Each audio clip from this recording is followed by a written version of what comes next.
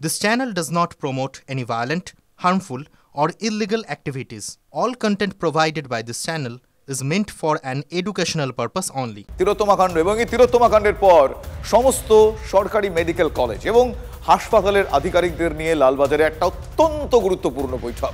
হাসপাতালগুলির নিরাপত্তা নিয়ে সেখানে আলোচনা যা খুবই প্রয়োজনীয়। বৈঠকে মূলত কোন কোন বিষয়গুলো আলোচনা হতে পারে আমি জেনে নেব। আমার সহকর্মী অরিত্র এই মুহূর্তে আমার সঙ্গে রয়েছেন টেলিফোন লাইনে। অরিত্র, মূলত কোন কোন বিষয়গুলো জোরের সঙ্গে উঠে আসবে এই বৈঠকে?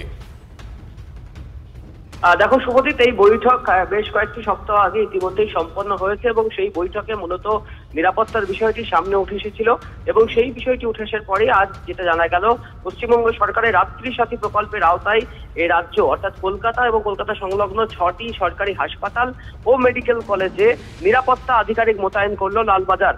লালবাজারের অবসরপ্রাপ্ত পুলিশ কর্মী যারা ছিলেন, পুলিশ কর্তা যারা ছিলেন, যেমন assistant commissioner of police, deputy commissioner of police পদমর্যাদার যারা অবসরপ্রাপ্ত আধিকারিক, তাদেরকে নিয়োগ করা হয়েছে NRS, CNMC medical college Kolkata সহ বেশ কয়েকটি সরকারি মেডিকেল কলেজ এবং হাসপাতালে, যারা মূলত এই হাসপাতালের নিরাপত্তার বিষয়টি দেখবেন এবং যে দাবিটা বারবার উঠে এসেছিল যে সরকারি হাসপাতালের নিরাপত্তার পরিস্থিতি কি হবে সেই নিয়ে, সেই বৈঠক এবং সেই দাবির পরেই অবশেষে এই সিদ্ধান্ত কলকাতা পুলিশ এবং রাজ্য সরকারের। বেশ বেশ ধন্যবাদ অরিত্র। আমি কথা বলছিলাম আমার সহকর্মী অরিত্রর সঙ্গে।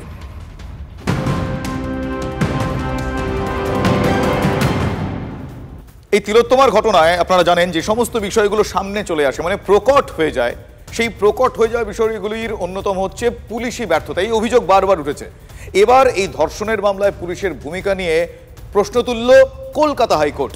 রাজ্যের বাইরে কর্মরত আইএএস অফিসারের স্ত্রীকে ধর্ষণের অভিযোগে অভিযুক্তের জামিন খারিজ করে দেওয়া হলো। লেকথানা এলাকার ঘটনায় পুলিশের ভূমিকা নিয়ে প্রশ্ন তোলে আদালত। আপনাদের আরো একবার জানাই, তিলোত্তমা কাণ্ডে বারবার পুলিশি ব্যর্থতার অভিযোগ ওঠে। এবার ধর্ষণের মামলায় পুলিশের ভূমিকা নিয়ে প্রশ্ন তুলল কলকাতা হাইকোর্ট। রাজ্যের বাইরে কর্মরত আইএএস অফিসারের স্ত্রীকে ধর্ষণের অভিযোগে অভিযুক্তের জামিন খারিজ হয়ে গিয়েছে। লেকথানা এলাকার ঘটনায় পুলিশের ভূমিকা নিয়ে আদালতের অত্যন্ত গুরুত্বপূর্ণ এই প্রশ্ন। যৌন নির্যাতনের মতো গুরুতর অভিযোগে লঘু ধারায় এফআইআর ফলে মামলা দুর্বল হয়ে গিয়েছে, এমনটা বিচারপতির পর্যবেক্ষণ।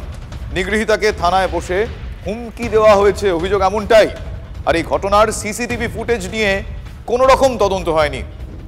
কেন নির্যাতিতার শারীরিক পরীক্ষা হয়নি প্রশ্ন করেছেন বিচারপতি।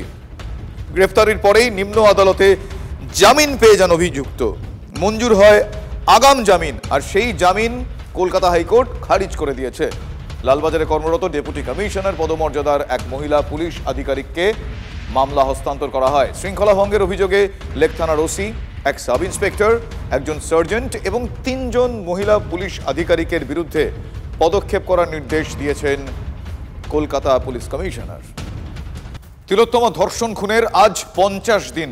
ওয়েস্ট বেঙ্গল জুনিয়র ডক্টরস ফ্রন্টের ডাকে গণকনভেনশন চলছে। ধনধান্য অডিটোরিয়াম সহ অন্য হল না পেয়ে এসএসকেএমে কনভেনশনে জুনিয়র ডাক্তাররা, কনভেনশনে উপস্থিত সিনিয়র ডাক্তাররাও।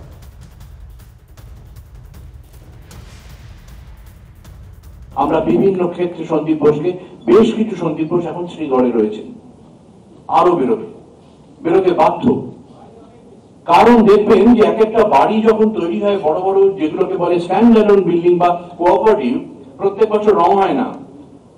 5 বছর বলে, তারপর সেটা মিটিং করতে করতে 8-10 বছরের মাথায় পুরোটা রং হয় বাড়িটা। কাজে আগে ময়লা জনকে দেওয়া হয়, তারপর হঠাৎ একটা সাফাইয়ের সময় আসে। সেই সময়টা এসছে, ছেড়ে পুছে পরিষ্কার করে মাথা তুলে দাঁড়াবার সময় এসছে। এবং আমি কৃতজ্ঞ, এবং এই সুযোগ আমি পেতাম না। এত ডাক্তাররা রয়েছেন এখানে, এবং সত্যি মানুষ কিন্তু আপনাদের ভগবানের মতো শ্রদ্ধা করে। কারণ ওই জীবন মৃত্যুর মাঝখানে একমাত্র ধারক বাহকের মতো দাঁড়িয়ে থাকেন আপনারা।